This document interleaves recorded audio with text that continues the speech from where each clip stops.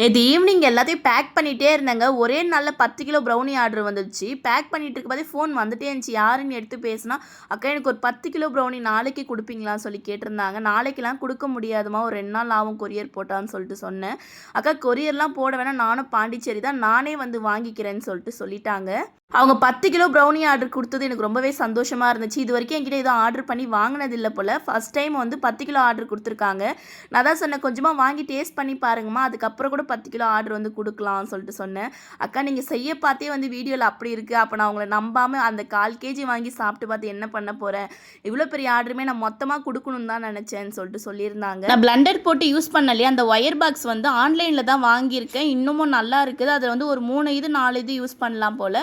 நீங்களும் வாங்கி பாருங்கள். ரேட்டுமே கம்மியாக தான் இருந்துச்சு. ப்ராடக்ட் டேக் பண்ணுற செக் பண்ணி பாருங்கள். முன்னாடியே 5 கிலோ வந்து செஞ்சிட்டோம். அதை எடுத்து ஆற வச்சாச்சு. மறுபடியும் 5 கிலோ வந்து ஓவனில் வந்து போட்டாச்சு. நாளைக்கு கொடுத்துடணும்.